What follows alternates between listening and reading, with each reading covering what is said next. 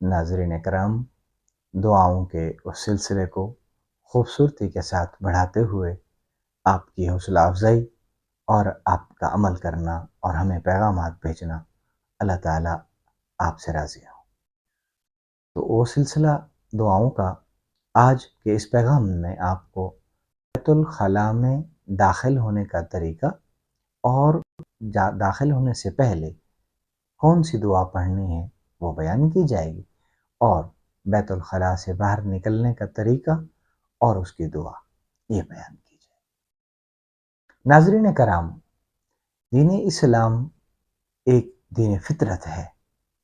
کوئی بھی لمحہ، کوئی بھی موڑ، کوئی بھی کیفیت ایسی نہیں ہے جہاں اسلام نے اپنے فالورز کو اکیلا اور تنہا چھوڑ دیا ہو۔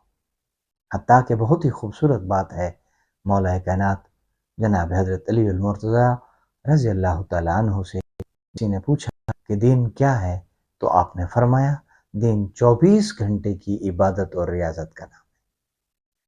تو بیت الخلاء میں داخل ہونا کی دعا اور اس کا طریقہ۔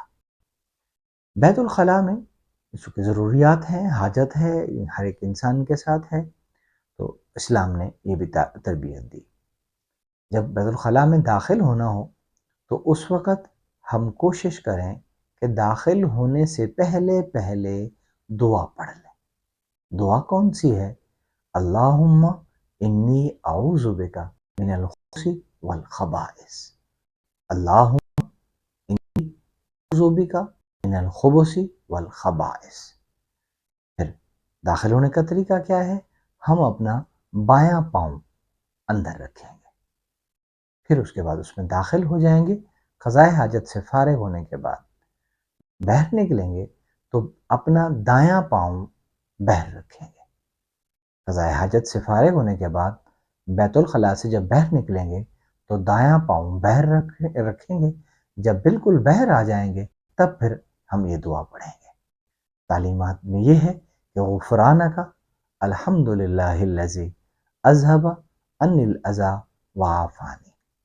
پھر سن لیجئے گا تاکہ یاد کرنے میں آسانی ہو جائے۔ غفرانک الحمدللہ الذی اذھب عنی الاذی وعافانی۔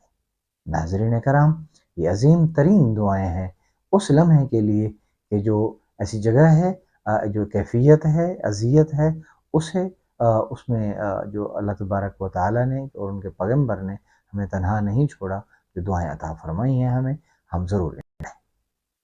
وآخر دعوانا ان الحمدللہ رب العالمین۔